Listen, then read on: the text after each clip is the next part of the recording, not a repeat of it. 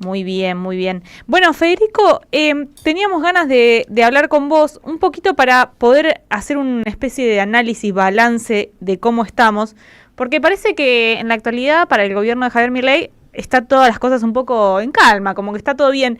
Y ¿podés decirnos un poco cómo está la macroeconomía? ¿Podemos decir qué es lo que pasa realmente? ¿Está todo tan calmo como parece? A ver, yo creo que estamos viviendo un periodo de euforia postelectoral. O sea, el gobierno lo que le pasó es que, bueno, había tenido un revés muy grande en la provincia de Buenos Aires, y que después cuando se dieron las elecciones nacionales, yo creo muy influenciado por el voto de el miedo a la inestabilidad, ¿sí? O la vuelta a la inestabilidad en el marco de un gobierno que no podía controlar la situación. Lo que pasó es que tuvo un espaldarazo, y eso los mercados lo vieron muy bien, obviamente en el marco del apoyo de Estados Unidos. Eso hace que la parte financiera le repunte mucho, bajó mucho riesgo país, las acciones subieron, los bonos se recuperaron mucho. Eso no quiere decir que todos los problemas latentes que tiene el programa económico sigan vigentes, ¿no? ¿Y cómo eso, digamos, en estos problemas que parece que no están latentes, pero sí lo están, cómo ves vos hacia adelante? Esos dos problemas, nosotros identificamos los dos principales problemas como un problema vinculado al sector externo, es decir, a la falta de dólares, que estuvo tapada justamente por esta especie de seguro que hay por parte de Estados Unidos, sí, de Trump, y después una crisis de ingresos que la verdad que nosotros no vemos mucho el canal de solución. ¿Pero resuelve el acuerdo con Trump? No, por eso, el acuerdo con Trump, ¿qué hace? Te pone una especie de seguro, ¿no? Y el gobierno, hoy por hoy, está eligiendo ir al borde, ¿sí? Jugar de fleje. Continuar con la inestabilidad, no comprar reservas, no resignar la desinflación, ir por todo, teniendo en cuenta que tiene un seguro. Pero bueno, vos tenés un seguro y cuando vos sabés que si el seguro paga y está firme, funciona. Y toda la gente está tranquila, pero si el seguro empieza a dudar un poco, o empiezan a haber algunas cuestiones, la inestabilidad vuelve y vuelve muy fuerte. Entonces, ahí me parece que el gobierno está jugando con fuego. Entonces, por el lado externo está pasando eso, ¿sí? Todos los datos del sector externo, la verdad que dan una alerta muy grande y de problemas irresueltos para el año que viene. Federico, ¿qué tal? Te saluda Enrique de la Calle. Te llevo a esa pregunta porque el gobierno venía con una dinámica que era algo así como cada 3, 4 meses necesitaban una inyección fuerte de dólares que venían sacando de distintos lugares. Fue el acuerdo con el Fondo Monetario, que ya nos olvidamos que le iba a dar una gran estabilidad, le dio una estabilidad de un par de meses. Después vino toda la discusión con Estados Unidos, y ese swap de 20.000 millones de dólares, que ahora bien no queda claro si va a haber o no va a haber. El gobierno vuelve a necesitar una inyección fuerte de dólares. Creo que las reservas reales están por el piso, menos 16.000 millones de dólares, un número así, creo similar a la salida de Massa del gobierno, de Alberto y de Massa del gobierno, Massa como ministro de Economía. Por tanto, ¿qué espera el gobierno? ¿Qué piensa? ¿Cuál es la estrategia para lograr esto, mantener esta estabilidad precaria, pero estabilidad de fin? Sí, hola, no sé si me escuchan. Sí, te escucho perfecto. Sí. A ver, efectivamente el gobierno compra dólares por cada 3 meses. Básicamente, en promedio, ¿sí? Necesita inyecciones o esos seguros, o inyecciones de liquidez o seguros cada 3 meses. O fíjate, como bien vos relatás, decís, bueno, mira, primero tuvo esa especie de seguro del fondo, pero después los dólares del fondo no se podían tocar. Después el gobierno adelanta las retenciones, ¿sí? Hace una rebaja de retenciones histórica y eso hace adelantar las liquidaciones del agro, y después apareció el seguro de Estados Unidos, ¿sí? El swap. Y ahora, ¿qué es lo que está pasando? Claro, ahora lo que está pasando es que como la devolución esperada bajó mucho, ¿sí? Porque el gobierno tuvo este espaldarazo y tiene el seguro vigente, lo que está pasando es que muchas empresas se están endeudando afuera, sumado a los gobiernos provinciales, y eso inyecta dólares, ¿sí? Y eso es lo que explica, en el marco de la euforia de precios, la calma del dólar, ¿sí? Entonces, claro, todos los analistas decimos, bueno, mirá, en el marco de eso, fíjate y comprá algunos dólares para poder paliar el problema que tenés más adelante, y además la apreciación cambiaria tan fuerte te va a generar inestabilidad hacia adelante. Bueno, no. El gobierno por ahora está optando por seguir con su plan, ¿sí? Con su plan inicial, que es mantener las bandas, no corregirlas y seguir para adelante. La verdad que hacia adelante las preguntas son muy grandes y efectivamente hay algo que no está para nada claro, que es que si toda esa ayuda no viene con alguna condicionalidad macroeconómica. Es decir, claramente hay una cuestión de apoyo de Argentina a Estados Unidos en términos de la política, de la geopolítica, y muchas señales en términos internacionales, pero después en cuestiones macro no. Entonces, la verdad que no está claro. El fondo sí claramente pone cuestiones macro, condicionalidades macro. Por ahora eso no apareció y es probable que aparezca dentro de las próximas semanas, los próximos meses, y eso probablemente mueve el tablero, porque Argentina está muy jugada, ¿no? Argentina está muy al borde. Y te lleva a otra discusión o parecida, ¿no? Que es la relación Argentina con Estados Unidos y la relación con China. Uno dice, Milei, el gobierno, eligió claramente una alianza con Estados Unidos, ¿no? Tiene un acuerdo político, económico, hay que ver el alcance de ese acuerdo económico, hay un acuerdo macro que se está discutiendo en detalles, pero al mismo tiempo depende mucho del comercio internacional con China, desde las exportaciones y desde la apertura de importaciones que hacen que entren muchísimos productos chinos, lo que ha hecho que incluso algunos empresarios muy cercanos al gobierno vengan advirtiendo de que algo habría que hacer, desde Roca de Techín hasta el CEO, que no me acuerdo el nombre, de Mercado Libre, que buena onda, simpáticamente también dijo que algún tipo de regulaciones se podrían poner. ¿Cómo ves en el plano del modelo de Milei pensando lo geopolítico? A ver, Milei yo creo que ya está definido, está muy definido, y yo creo que la señal de Estados Unidos es muy, muy clara, y que Milei ahí no duda, aprovechó justamente ese alineamiento para exprimir al máximo la cuestión financiera, que es lo más importante que tiene Milei encima, y no tiene ningún tipo de problema en términos de la relación con Estados Unidos en términos políticos, ¿no?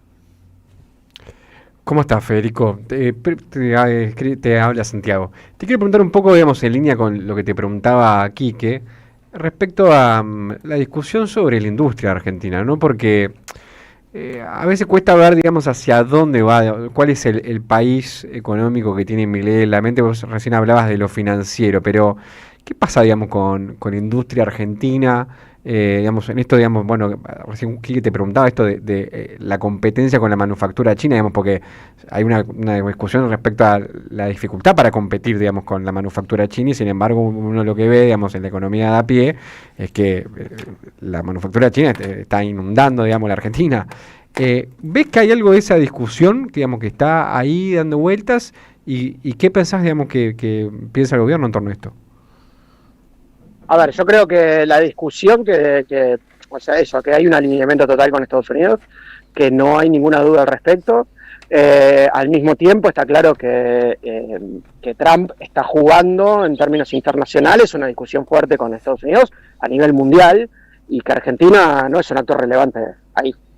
Simplemente es un actor de reparto y un actor más en términos del tablero internacional, y justamente, con este nivel de ayuda de Estados Unidos, aparece como muy claro que eso es así. Ahora, la discusión de la manufactura argentina no es la discusión de China, o sea, esa discusión, si se quiere, es la discusión que viene como de carácter estructural de hace muchos años.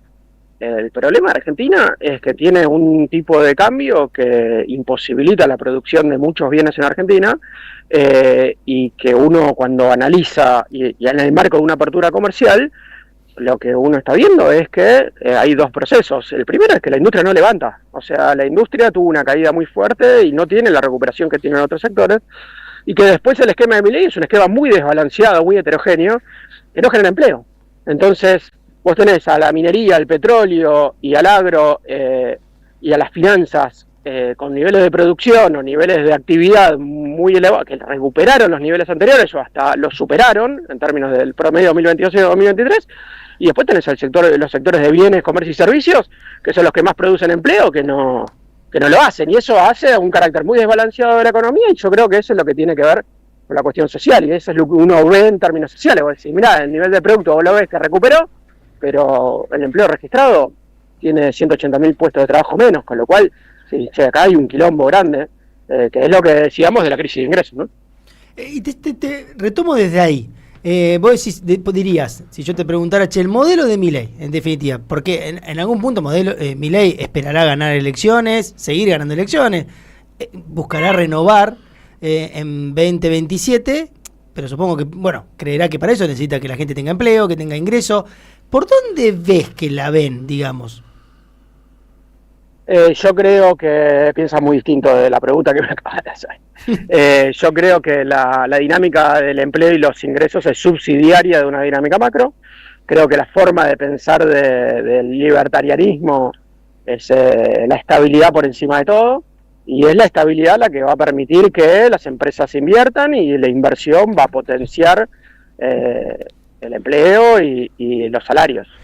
Es decir, son los empresarios los que terminan definiendo la partida, y para eso tienen que ganar plata, tiene que haber previsibilidad y estabilidad, y Argentina hasta no tener estabilidad y entrar en los mercados internacionales de crédito, eso no va a suceder. Entonces, la mirada es esa, y está muy lejos de la mirada más mercado internista y de preocupación por el empleo y los salarios, porque la verdad que se pone por encima, muy por encima, la desinflación, los niveles de inflación muy bajos, el superávit fiscal, y tener equilibrio a la generación de empleo de calidad y una mejora de los salarios, ¿no?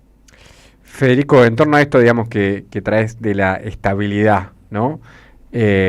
¿Hasta cuándo, digamos, el gobierno, digamos, tiene un margen, digamos, en esta, o crees vos que tiene margen, digamos, para seguir planteando esto? Y bueno, tengo inflación baja en pesos, aunque la inflación en dólares es alta, digamos, el país está carísimo en algún plano, digamos, por más que está más estabilizado en peso que antes, pero al mismo tiempo son pocos sectores y rubros los que tienen cierto margen de rentabilidad.